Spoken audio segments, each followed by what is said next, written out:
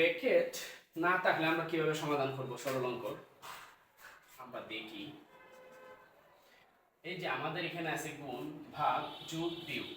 গুণ ভাগ যোগ বিয়োগ যদি থাকে তাহলে আমরা সর্বপ্রথম যে কাজটা করব ওই কাজটা হচ্ছে আমাদের আগে ভাগ এর কাজ করতে হবে। এই যে আমরা লিখব 4 ইন্টু 6 দিয়ে যদি আমরা 18কে ভাগ করি তাহলে আমরা হয়েছে 3 প্লাস 4 মাইনাস 8। এখন আমরা কোন কাজটা করব? আগে গুণ করব না যোগ করব না বিয়োগ করব? আমরা আগে গুণ করব।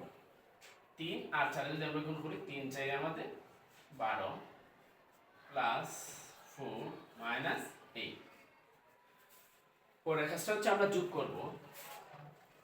12 আর 4 যদি আমরা যোগ করি তাহলে আমরা পাইছি 16।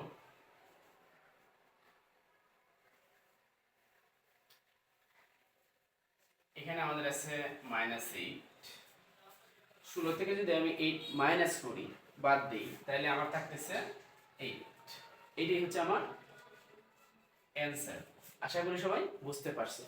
আমরা আগে ভাগের কাজ করলাম, তারপরে আমরা গুণের কাজ করলাম, তারপরে যোগের কাজ করলাম, তারপরে আমরা বিয়োগ করলাম।